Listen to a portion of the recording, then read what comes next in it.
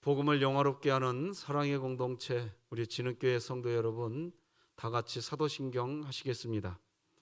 전능하사 천지를 만드신 하나님 아버지를 내가 믿사오며 그 외아들 우리 주 예수 그리스도를 믿사오니 이는 성령으로 잉태하사 동정녀 마리아에게 나시고 본디오 빌라도에게 고난을 받으사 십자가에 못 박혀 죽으시고 장사한 지 사흘 만에 죽은 자 가운데서 다시 살아나시며 하늘에 오르사 전능하신 하나님 우편에 앉아 계시다가 저리로서 산자와 죽은 자를 심판하러 오시리라.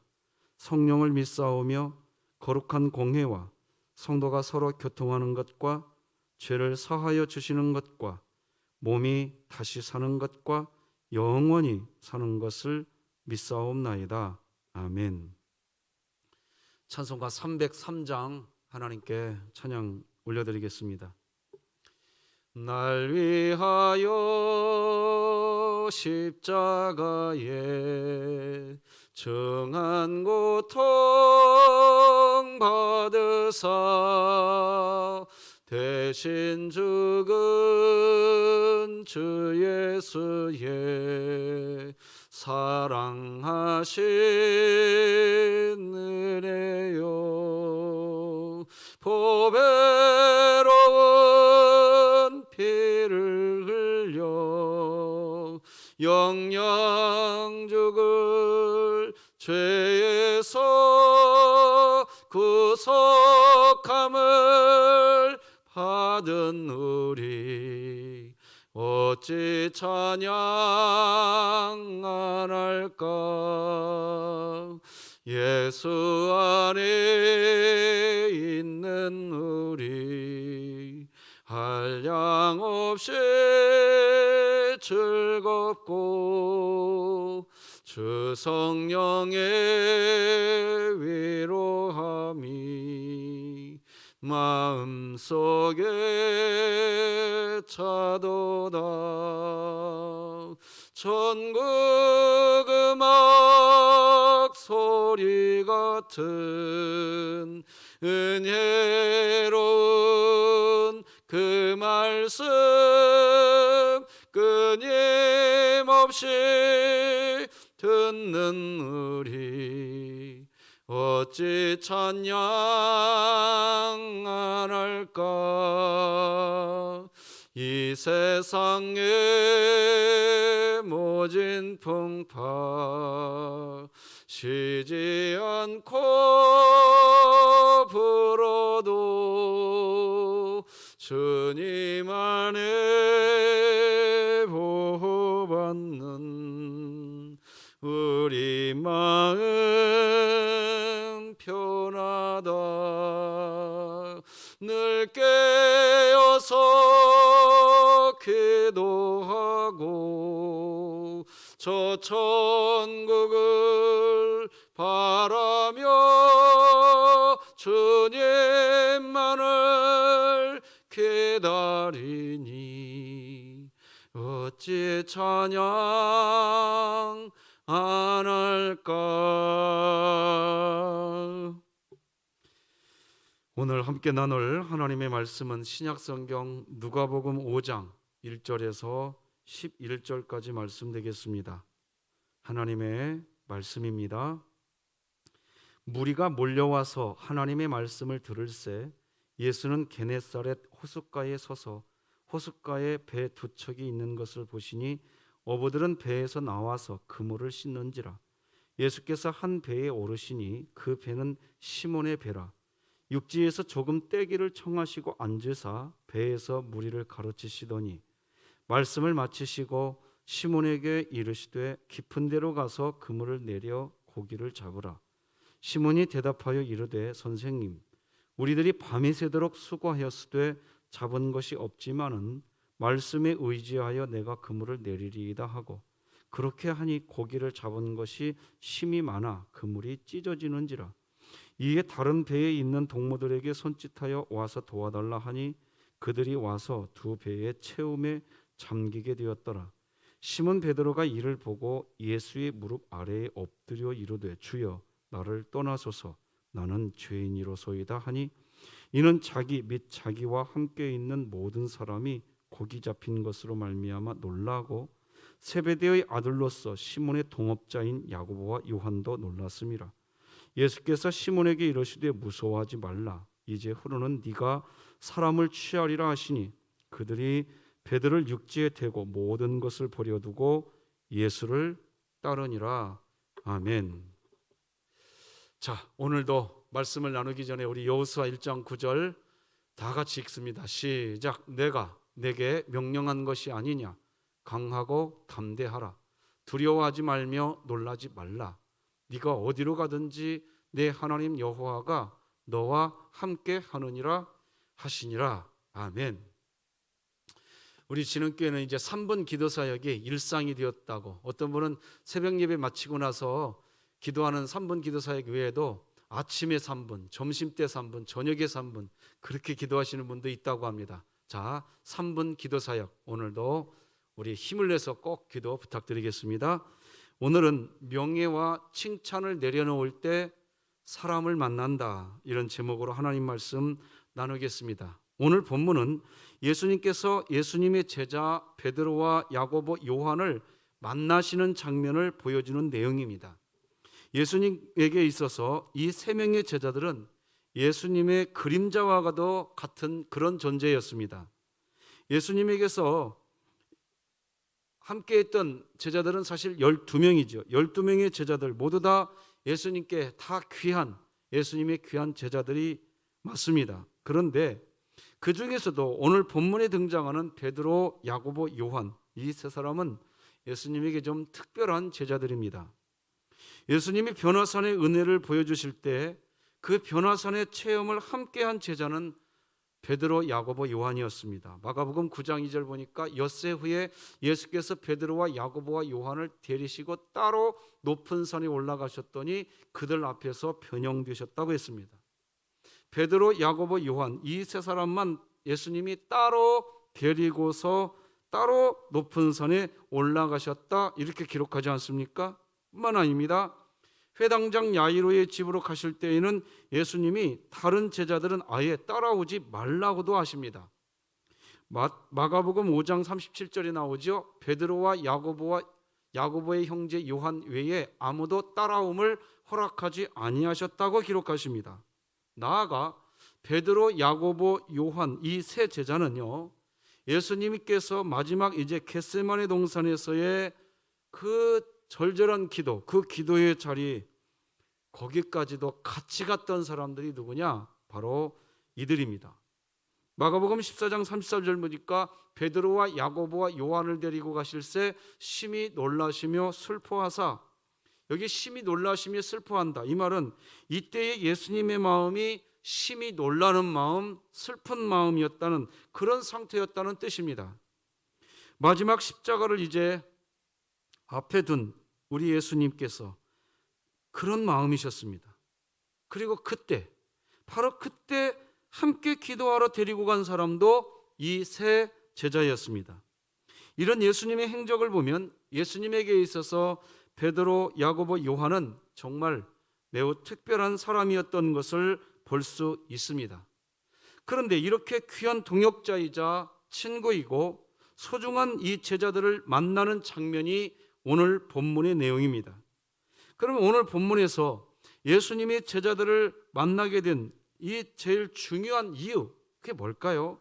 소중한 제자 이 세 명을 만나게 된 가장 근본적인 배경이 무엇인가 하는 것을 중심으로 오늘 본문을 묵상하고자 하는 것입니다.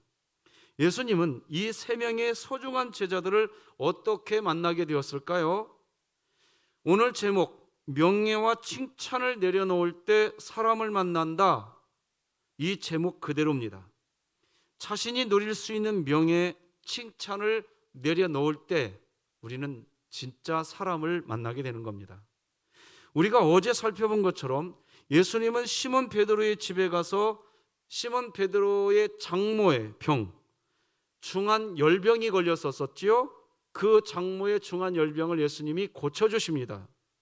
그 일을 시작으로 예수님은 온갖 병자들의 방문을 받게 되고 일일이 그 병자들의 머리 위에 손을 얹으시고 고쳐주십니다. 그게 우리가 어제 보았던 누가복음 4장 40절에 나왔죠. 해질 무렵에 사람들이 온갖 병자들을 데리고 나오매 예수께서 일일이 그 위에 손을 얹으사 고치셨다고 했습니다. 수많은 사람들이 병고침을 받게 되자 사람들은 예수님이 다른 곳으로 가시지 못하시게 만류하려고도 했습니다. 누가복음 4장 42절 보니까 자기들에게서 떠나시지 못하게 만류하려 했다 기록하지 않습니까? 사람들이 왜 예수님을 떠나지 못하게 만류했을까요? 우리는 그 이유를 잘 알고 있습니다. 예수님은 그 자리에서 명예와 칭찬을 받고 그런 즐거움을 누릴 수 있는 그런 상황이셨습니다. 사람들은 예수님이 곁에 있음으로 인해서 질병이 치료되니까 만류했지요. 예수님도 그렇게 하면서 그 자리에 어떤 기쁨, 그 자리에서 이제 예수님을 향한 환호, 예수님을 향한 박수, 이 자리에서 누릴 수 있는 상황입니다. 그런데 예수님은 그 자리를 떠나가십니다. 다른 동네에서도 하나님 나라 복음을 전해야 한다고 하시면서 갈릴리 여러 회당에서 전도하러 떠나가십니다. 그 내용이 우리가 어제 살펴본 43절 44절이었죠. 예수께서 이르시되 내가 다른 동네들에서도 하나님 나라 복음을 전하여야 하리니 나는 이 일을 위해 보내심을 받았노라 하시고 갈릴리 여러 회당에서 전도하시더라. 예수님은 그렇게 갈릴리 여러 회당에서 이제 하나님 나라 복음을 전하시게 됩니다. 그렇게 하시다가 오늘 본문 1절을 보면 예수께서 게네사렛 호수에 서 계셨다고 오늘 본문 1절이 이야기합니다. 무리가 몰려와서 하나님의 말씀을 들을새 예수는 게네사렛 호숫가에 섰다 이렇게 기록합니다. 예수님 당시에 이 갈릴리 호수는 갈릴리 호수라고 하는 이름 말고도 세 개의 이름이 더 있었습니다. 첫째는 하프 모양이라고 해서 긴네넷 호수라고도 하고요. 둘째는 갈릴리 주변 마을에서 가장 큰 마을이 그 당시에 디베리아였는데 그래서 그 디베리아 호수라고도 불려졌습니다. 세 번째는 풍요로 평원이라는 게네사렛이라는 동네가 있었는데 그 동네를 중심으로 게네사렛 호수라고도 갈릴리 호수를 이렇게 세 가지로 이름을 불렀고 사람들은 그렇게 이해하고 있었습니다. 그러니까 오늘 본문의 장소를 좀 더 정확하게 설명하면 예수님께서 갈릴리 호수에 계시는데 게네사렛이라는 동네가 있는 갈릴리 호수에 예수님이 서 계시는 것입니다.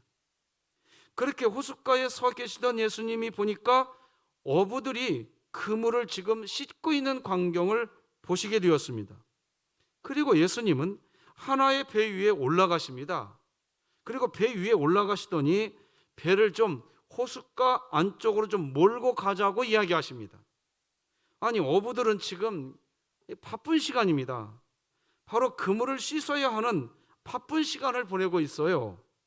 그물을 씻고 있었다는 것은 지금 지난 간밤에 밤새도록 물고기를 잡기 위해서 밤을 새우며 일을 하고 이제 그물을 씻고 난 후에 쉬어야 할 때입니다. 바쁜 때예요. 이 말은 배를 호수로 띄울 상황이 아니라는 거였습니다. 그런데 예수님이 원하시는 그대로 이루어집니다. 그 이유는 바로 그 배가 시몬 베드로의 배였기 때문입니다. 오늘 보면 2절 3절 이렇게 기록하죠. 호숫가에 배 두 척이 있는 것을 보시니 어부들은 배에서 나와서 그물을 씻는지라. 예수께서 한 배에 오르시니 그 배는 시몬의 배라. 육지에서 조금 떼기를 청하시고 앉으사 배에서 무리를 가르치시더니 배를 갈릴리 호수 안쪽으로 띄운 겁니다. 그리고 갈릴리 호수 언덕 쪽에 이렇게 사람들이 모여 있는 데를 향해서 예수님이 가르쳐주고 있었던 겁니다. 시몬 베드로는 며칠 전에 자신의 장모가 그 예수님으로부터 치료받게 되는 은혜를 입었던 사람입니다. 그러니 예수님의 부탁을 거절할 수가 없는 것입니다. 지금 굉장히 바쁜 시간이거든요. 쉬어야 할 시간이었거든요. 베드로는. 그렇게 예수님은 배에서 사람들을 가르치시는 일을 하십니다. 그렇게 하신 후에 말씀을 마치신 예수님은 갑자기 또 베드로에게 깊은 데로 가서 그물을 던지라고 하시면서 그 자리에서 놀라운 일들이 시작됩니다. 4절로 6절까지 읽어드리겠습니다. 말씀을 마치시고 시몬에게 이르시되 깊은 데로 가서 그물을 내려 고기를 잡으라. 시몬이 대답하여 이르되 선생님, 우리들이 밤이 새도록 수고하였으되 잡은 것이 없지만은 말씀에 의지하여 내가 그물을 내리리이다 하고, 그렇게 하니 고기를 잡은 것이 심이 많아 그물이 찢어지는지라. 자, 베드로의 말처럼 밤새도록 그물을 내려서 물고기를 잡으려고 했지만 한 마리의 물고기도 잡지 못하고 있었던 베드로. 그런 베드로는 예수님이 말씀하신 그대로 깊은 데로 가서 그물을 던지라고 한 그대로 순종하면서 그물이 찢어지는 상태가 될 정도로 물고기를 잡게 됩니다. 자, 우리는 지금까지 오늘 본문에 등장하는 이야기를 나누면서 우리가 발견해야 하는 게 있습니다. 베드로는 갈릴리 호수에서 어부로 살아온, 어부로 뼈가 굵어진 사람입니다. 베드로 자신의 의지, 자신의 패기, 자신의 지식, 물고기 잡는 자신의 경험, 그런 것들을 의지하면서 지금까지 살아왔던 사람입니다.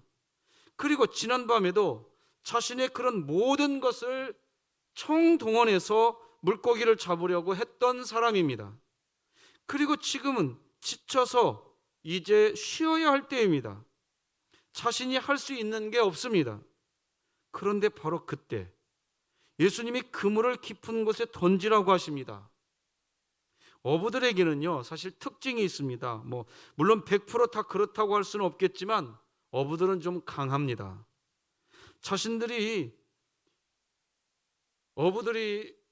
어부들은 말이에요, 좀 강한 특징을 가지고 있어요. 왜 그런 거 하니까 몰아치는 풍랑과 파도와 어찌 보면 목숨을 담보로 해서 물고기를 잡는 인생을 살아오기 때문에 자연적으로 이 어부들은 강합니다. 강해요. 그럴 수밖에 없겠죠. 자신이 어부의 일을 한다는 것, 그러니까 결국 어부로 산다는 것은 좀 강해지는 겁니다.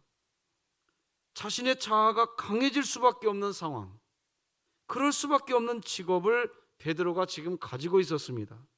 그런데 그런 베드로가 예수님의 말씀에 그냥 그대로 순종합니다. 우리는 이 부분을 좀 더 정확하게 말을 해야 합니다. 베드로가 순종을 제가 했다고 했는데 사실은 순종할 수밖에 없었다, 이렇게 말씀드리는 게 정확할 것 같습니다. 바로 베드로는요, 며칠 전에 자신의 집에서 자신의 사랑하는 자신의 장모의 중한 병이 바로 지금 눈앞에 있는 예수님으로 인해서 고쳐지는 그 놀라운 광경을 스스로 보았고, 수많은 병자들을 예수님이 고치시는 것을 직접 목격했습니다. 베드로는 이미 알고 있습니다. 예수님은 보통 사람이 아니라는 것을. 밤새도록 고기를 잡았지만 베드로는 지금 한 마리도 잡지 못했습니다. 피곤해 지쳤습니다. 그물을 씻어놓고 이제 집으로 돌아가서 쉬어야 되는데 마음이 편하지는 않습니다. 왜냐? 집에 있는 식구들을 먹여 살려야 하는 입장에서 빈손으로 돌아갈 수는 없는 상황이었는데 어쨌든 빈손이었습니다. 그러니 보통 사람이 아니라는 것을 이미 알고 있던 베드로는 순종이 되어지는 겁니다.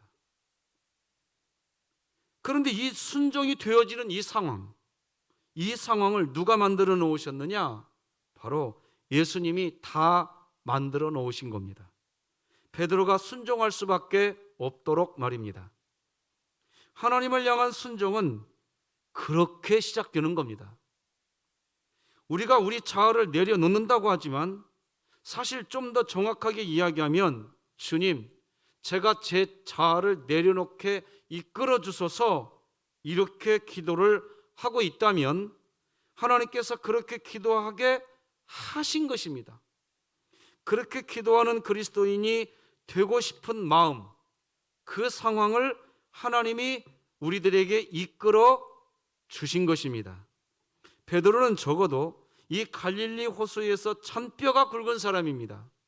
그런 베드로가 밤새도록 고기를 잡으려고 그물을 내렸는데 한 마리도 잡지 못했다는 것은 고기를 잡을 수 없다는 판단을 이미 내리고 이제 쉬려고 하는 그런 상황입니다.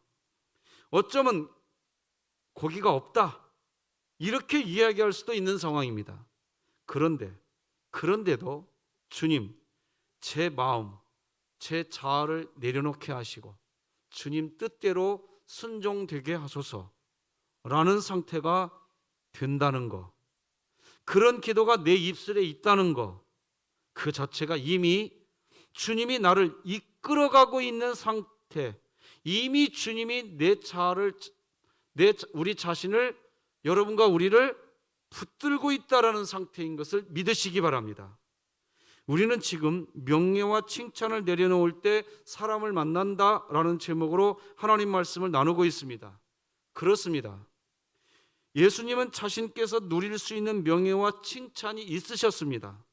그런데 그 자리에 계시지 않으시고 한 사람, 자신과 함께할 베드로라고 하는 사람을 만나기 위해서 그 명예와 칭찬을 내려놓으시고 하나님 나라 복음을 다른 동네에서도 전해야 한다는 말을 남긴 채 그 즐거움의 자리를 떠나셨습니다.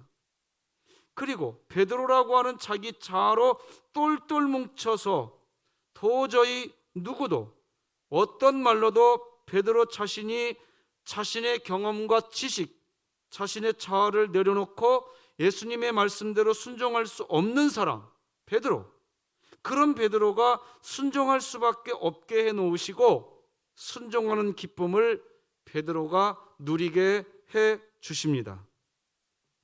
그렇게 자기 자아가 강한 사람이 베드로 자신이었기에 밤새도록 고기를 잡으려고 수고했어도 고기를 한 마리도 잡지 못했다면, 그렇다면 그날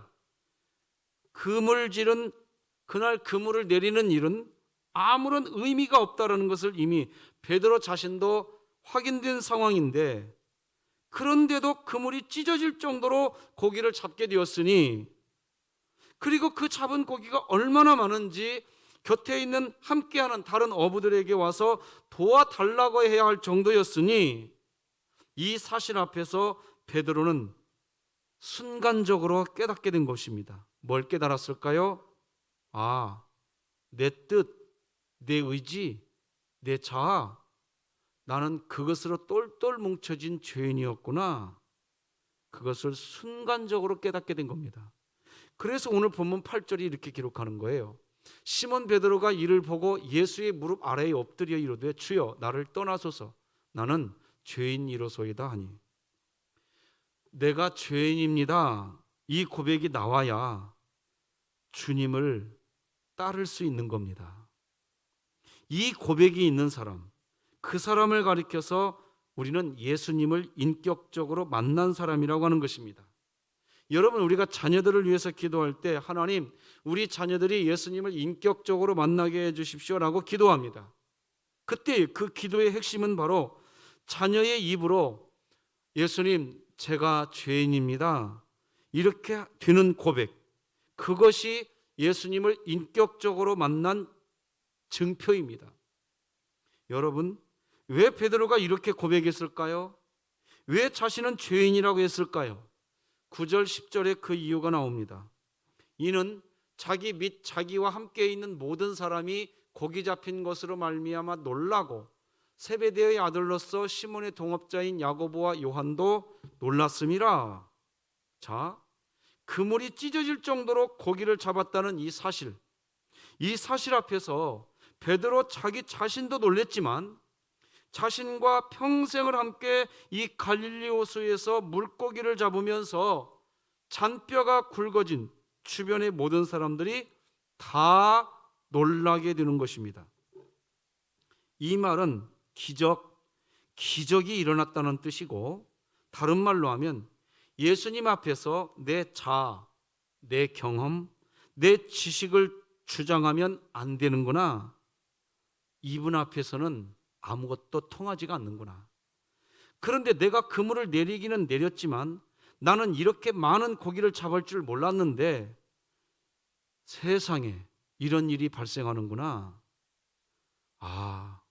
예수님 앞에서 내 경험, 내 지식, 내 주장을 내가 내 마음속에 가지고 있었다는 것 그 자체가 스스로 내가 죄인이구나 하는 것을 느끼게 해준 겁니다. 그리스도인으로서 제가 죄인입니다 라고 하는 사실을 깨닫는 시간은 행복한 시간이지만 내 자신을 내려놓아야 하는 때이기에 또 무서운 때이기도 합니다. 실제로 우리가 하나님께 하나님 제가 죄인입니다 라고 말을 하게 되는 때는 하나님 앞에서 아무것도 숨길 수 없고 하나님 앞에서 아무것도 내가 내 자신을 이렇게 가릴 수 없다고 여겨질 때 어떻게 해도 하나님이 나를 다 알고 계시는구나. 정말 하나님은 크신 분이시고 무서운 분이라는 것이 느껴질 때 그때 우리는요 철퍼덕하고 땅에 엎드려지게 되고 그때 하게 되는 고백이 하나님 제가 죄인입니다 이 고백입니다. 그런데 우리를 사랑하시는 주님은 우리가 그런 무서움에 사로잡히기를 또 그런 무서움 가운데 사는 것을 하나님은 또 원치 않으세요. 오늘 본문 10절 보니까 이렇게 기록합니다. 세베대의 아들로서 시몬의 동업자인 야고보와 요한도 놀랐음이라. 예수께서 시몬에게 이르시되 뭐하지 말라? 무서워하지 말라. 무서워하지 말라고 위로해 줍니다. 그리고 이제후로는 네가 사람을 취하리라 하시니 주님은 우리가 하나님이 무서워서 우리가 말해요 하나님을 무서워서 하나님을 따른다. 하나님은 그거 원하지 않으십니다. 하나님의 그 사랑 때문에 우리가 따르기를 원하시는 겁니다. 우리는 우리 자신의 힘을 빼야 합니다. 우리가 예수님을 따르는 삶을 살겠다. 우리가 정말 참다운 교회다운 교회를 세우겠다. 바로 그것입니다. 우리 자신의 힘을 빼는 훈련, 그것을 우리 자신 각자가 잘해야 그것이 우선되어야 그래야 비로소 예수님을 따라가는 거고 비로소 교회다운 교회를 세우는 것이고 세상에서 빛과 소금이 되는 방법인 것입니다. 그리고 하나님은 그런 현장에서 베드로와 야고보와 요한이라고 하는 주님은 그런 제자들을 만나게 된 겁니다. 말씀 맺겠습니다. 나를 의지하는 삶은 절대로 기적을 맛볼 수 없고 사람을 만날 수 없습니다. 왜냐하면 나만 보기 때문에 그렇습니다. 나라고 하는 존재는 자연이라고 하는 법칙에 지배를 받는 존재이고 그 자연이라고 하는 법칙에 갇혀 있는 존재입니다. 그 법칙을 뛰어넘을 수가 없습니다. 그래서 그 자연의 법칙, 그 자체를 만드신 분, 그 자연의 법칙을 초월하여 계신 주님의 말씀에 순종되어질 때 바로 그때 우리는 기적을 맛보고 사람을 만날 수 있습니다. 어떤 분은 직장에서 은퇴할 때 지금까지 함께했던 사람을 이제는 만나지 않게 된 것을 기쁨으로 여기는 분이 계십니다. 반대로 어떤 분은 그 반대입니다. 떠나가는 자신도 그렇고 보내는 남은 직장 동료도 아쉬워합니다. 그 차이는 뭘까요? 단순히 일을 잘해서 그랬을까요? 아닙니다. 그분은 그동안 직장 생활하는 동안 사람을 만난 것입니다. 사람을 얻었기 때문입니다. 주님, 제가 죄인입니다. 이 고백은 주님을 인격적으로 만났다는 기독교의 핵심 고백입니다. 이 고백이 있는 그리스도인은 예수님처럼 명예와 칭찬 앞에서 추해지지 않습니다. 지금 오늘 내 곁에 있는 지체와 존귀한 만남을 이어갑니다. 할렐루야. 말씀이 나를 신방하게 하라. 오늘도 바이블 챌린지 진행됩니다. 오늘은 엄순자 권사님, 김순영 권사님, 고행남 권사님, 이경희 A 권사님, 이은미 집사님이십니다.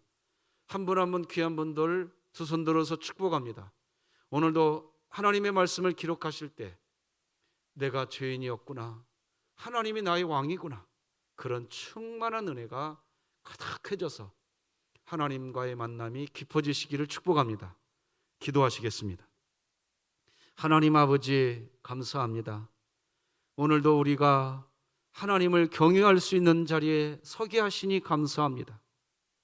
우리가 순종할 수밖에 없도록 우리의 인생을 다 이끌어 놓으시고, 그래 놓고 우리가 순종하면 잘했다, 내 사랑하는 자녀들아, 그렇게 칭찬해 주시는 우리 아버지 하나님, 오늘 그런 주님을 오늘 본문에서 만나게 됩니다.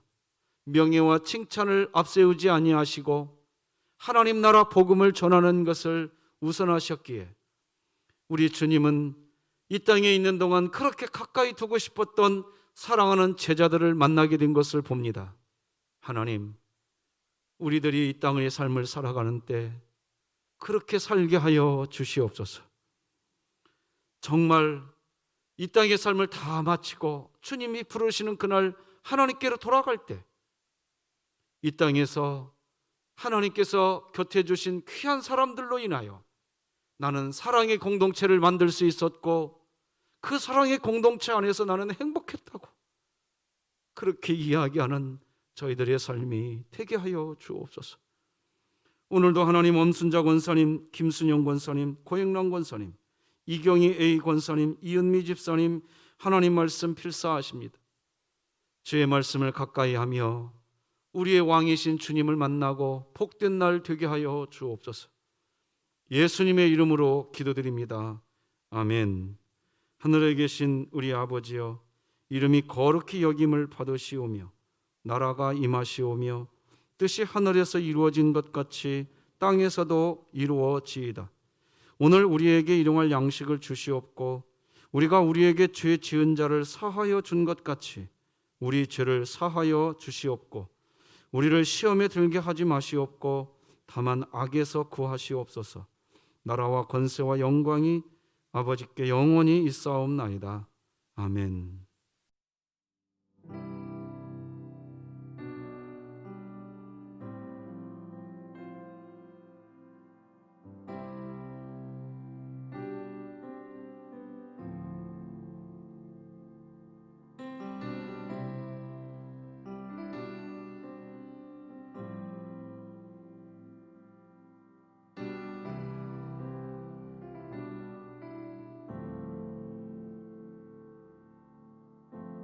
내 안에 가장 귀한 것 예수를 알미라. 그 은보다 더 귀한 것 예수를 알미라. 세상 지식보다 귀한 것 예수를 알미라. 내 안에 가장 귀한 것 예수를 알미라. 예수의 이름 존귀한 그 이름 예수의 이름 능력의 그 이름 내 안에 가장